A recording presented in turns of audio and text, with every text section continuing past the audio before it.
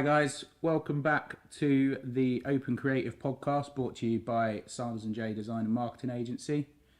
Myself, Steve, Head of Design here, and we have Nello, Head of Content. Hey guys. So in one of our previous episodes, Nello interviewed me around my creative process, so we thought we'd switch it up. So I'm going to just ask him a few questions about how he got into photography and videography, and then how he kind of turned that into a career, and then beyond, and how kind of you guys out there can potentially get into the business yourself if that's what you're looking to do. So just before we get going into that, head of content, what does that actually entail within the agency sort of world? So yeah, I mean, head of content is quite a big title, and I quite like it. I can't lie, it's quite a good little title. But in essence, what I do with Sanders and Jay is I create content, be that video or photography, for many different formats. So that's for social media, for websites, for advertising bits, anything really. So yeah, it's just creating that kind of content for those platforms and for those formats really. Yeah. So yeah. Nice. So I mean, you've been doing it for quite a long time now. How did you actually where did it start? Where did it all start? Did you pick up a camera at the age of 2, or did you? So I was thinking about this actually before we started talking actually. And in terms of my journey, if I can call it that, is I'd probably say the first time I really started noticing that I had a bit of a passion and a like for film and photography was when I was a kid. It's going to sound really weird, but like most dads, I don't know if your dad ever did it, but when you'd go on holiday, your dad have the fancy camera, he wouldn't know how to use it, but nevertheless, changing the films, and like just that, doing that sort. So every time I was on holiday, my dad would always have a camera, and I'd always want to try it, but probably this is where I get it from. He was very precious about his camera, didn't want anyone touching it, so I never really got a chance. But then going into secondary school, I think when we got to GCSEs or A level, I can't remember, one of the two, where you choose what subjects you want to take. One of the options my school gave us was film studies. And I'll be honest, I thought you just go in, watch a couple of films, make some notes, some stuff, yeah. Cool, and then that would be it. And I thought this is a great way to get a GCSE or an A level. So went into the class, and from the first day, I can't remember my teacher's name, but he was an absolute legend because he was so passionate about film, and the way he taught it really got me passionate about it. So, you know, what we'd do is we'd watch films, and he'd then go into the detail of why they shot that angle or why they used that sort of look, and like gave certain feels to the videos. Yeah, long shots versus quick cuts and things like that. Yeah, high angles to low angles to like everything. Yeah, and I remember when he was speaking, I was just so engaged. And I think it was probably the first lesson, probably apart from PE, where I was really excited to actually go to it. So going into film studies, it was really good. I remember specifically as well, you know, when you get to a certain part of the term, you change curriculum, whatever it's called. Yeah. He said, oh, this term, we're going to be looking at old films. And I sort of thought, this is where I switch off, because I was at that stage where I was like, I want to watch Hollywood blockbusters. Yeah. Give me like, you know. And I remember he, I don't know if he just loved it, but he showed us loads of Albert Hitchcock's films, so Psycho and Vertigo and all of that. And I remember watching those films, and they were obviously really old films even back then. I know I'm 30, but even when I was at school, they were quite old films by that point. And I remember watching those films and just feeling like this real sense of passion. And I started really looking into, again, the camera angles that he was using and the feels that he was giving from certain looks and whatnot. So yeah, I'd say that's where it initially started. And then, as I say, left school, started doing manual jobs that we all do, worked at Subway, so. But all the time, you know, I was still really passionate about film and photography. So again, as I call it, you start getting adult money at that point. So you get a bit more money. And I started financing like a lot of stuff. So from cameras to laptops, like basically everything I needed. Dad wasn't too pleased with that, but nevertheless, we got through that.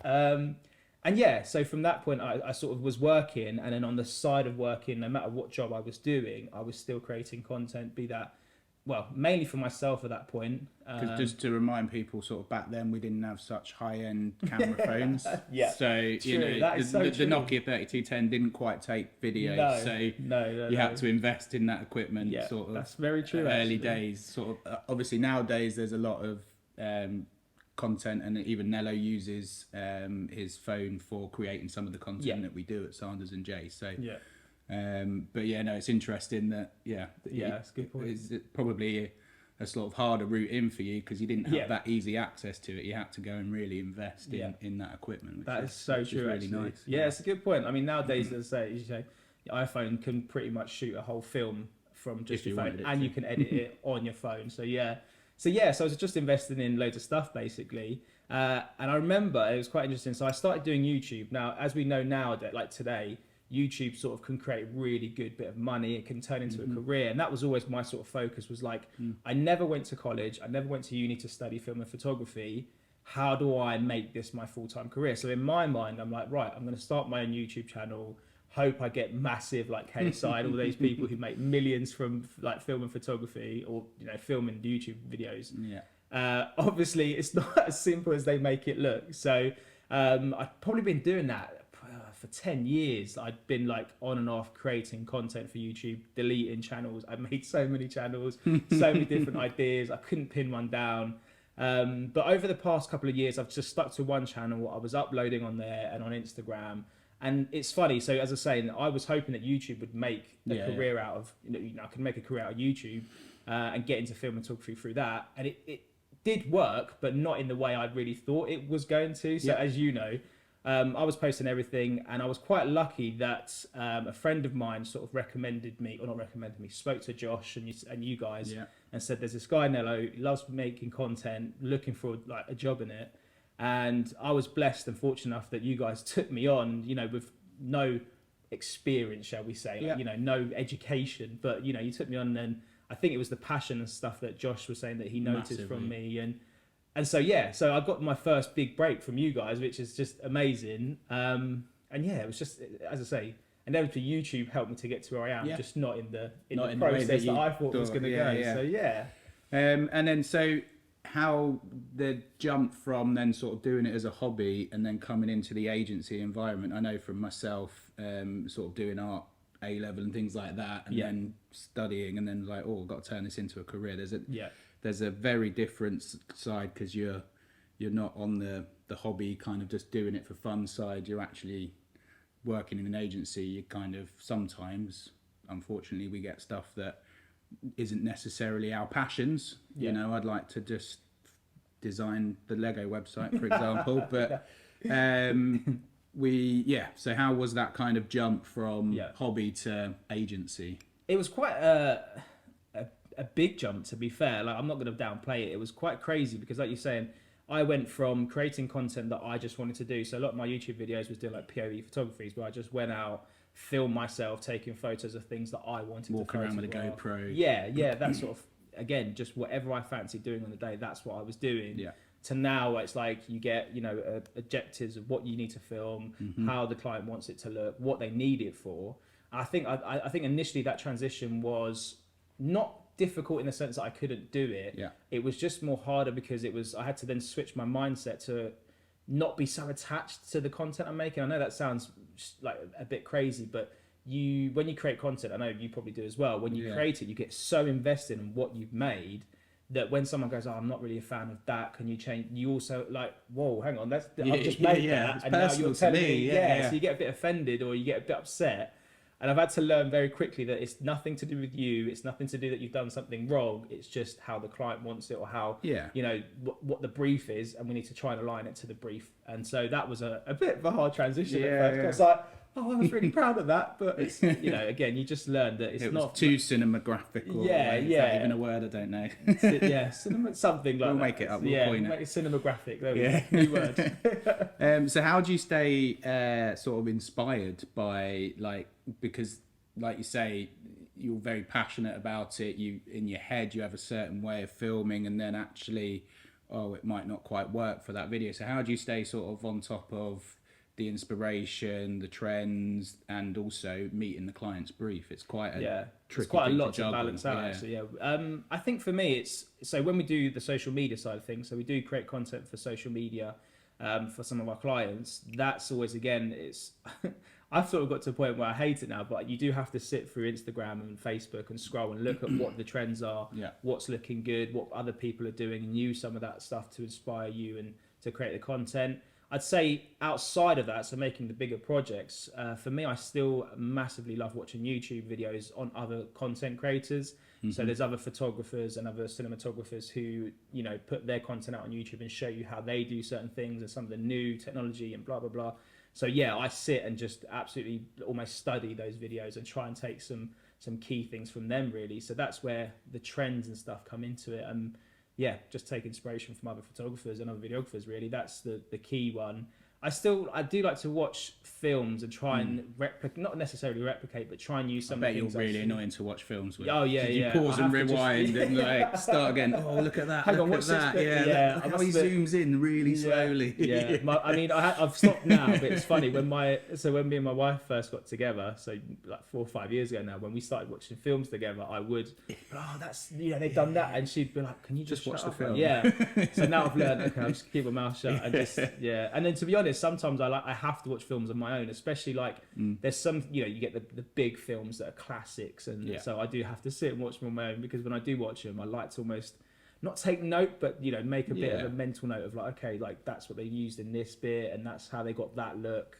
So yeah, just inspiration from everything and everything really. That's where I grasp it from really. And So, and then outside of work, do you still do it as a hobby and passion then? Because I know sometimes when you're doing the same thing every sort of day, actually when you go home you kind of want to switch off, but because it was such a big hobby and passion of yours, do you still kind of have your own channel still, and do you still do your own sort of content?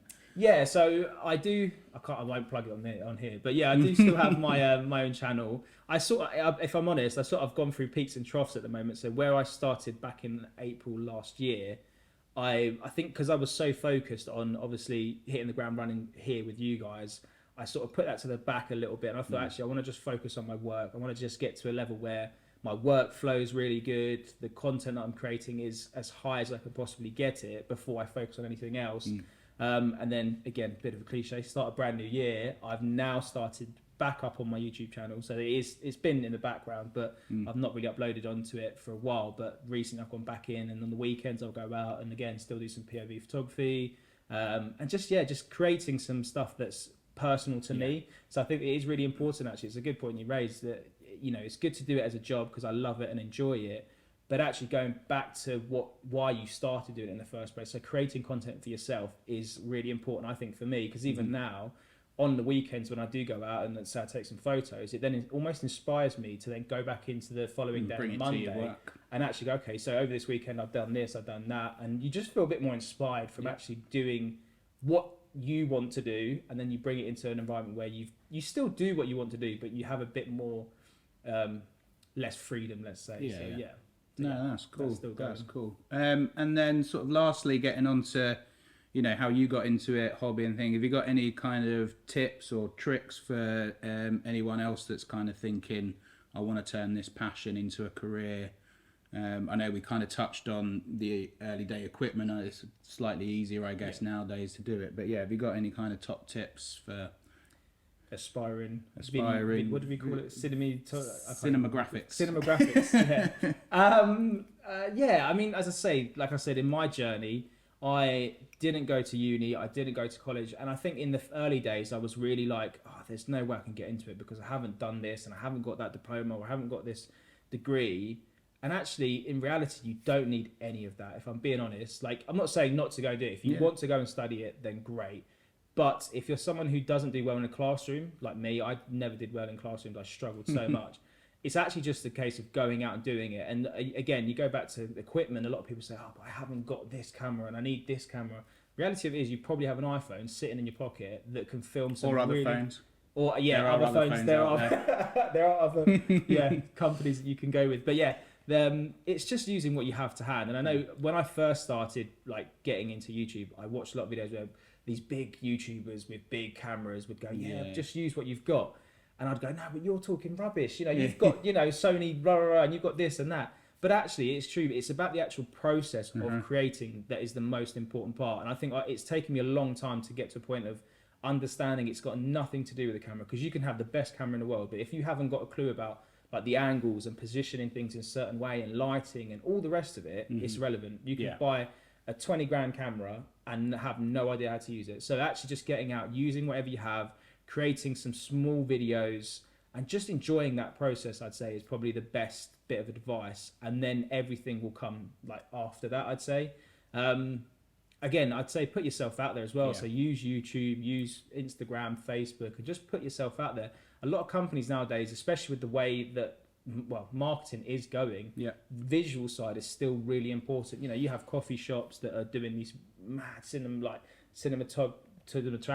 can't even say it. Cinematographic. Graphic. I'm going to use that word. We're gonna Videos that look amazing. So again, maybe we're going into your local coffee shop and saying, look, I'm just getting into it. Can I just shoot a video? Yeah. No, I don't want to be paid for it. I just want to create some content. Mm-hmm. And again, it's that essence of like similar to what happened with me is while creating the content that I loved, then someone actually comes along and looks at it and goes, I really like that style. Yeah. I want to pay you to do it for me. Yeah. And then from that point you go into it as a career. But just enjoy the process. That's Yeah. where I've got to now. It's taken me a long, like I say it as if I've always had it. It's never been, it's taken me probably 10, 15 years to get to this point today where I'm like, it's actually the process that I need to enjoy, not the end product. Because if I constantly think, I need to get this looking amazing, and blah, blah, you just lose sight of what you're doing in that moment. And I guess a lot of that, it's not always being behind the camera. Obviously, afterwards you then edit and things like that. There's a lot more to that sort of process as well, which and you can get into maybe certain parts. So pairing up with someone that maybe wants to do more of the editing side and creating a little team in itself could be another way into it. It's true, because again, it's. You can, because you do it all here. You film, you take the photographs, and then you do all the post edit and things like that. Where, someone might have a real passion just for one side. So maybe, looking for someone that can work alongside you. Because that's the thing. Like a lot of people have really good set skills in certain areas. So someone might be really good at creating the actual content in terms of like having the camera and getting the cool angles, but actually someone else might be amazing at editing and they can do all sorts of amazing stuff. So again, working alongside other creators, and I think even not just for the process, but even just for the fun of it, like having someone to work alongside and say, look, I've edited this bit like this, what do you think? And then just working together, I think again, it's that word, but it inspires you again to just do more, rather than just going, oh, well, I can do that and I'll just, do the bare like minimum. Actually, how can I elevate this video? How can I make it look even better? Or how can I take this photo and elevate that into a better one? So working alongside other people just to inspire each other is a key thing as well. So cool. Well, thank you very much for that. I hope you guys out there have enjoyed it. You can check out this video on YouTube and all the sort of podcast channels. Subscribe, watch all of our previous videos as well. We've got some really cool, interesting stuff and a range of topics that we talk about. And we hope to see you next time. Thanks, guys. See you later.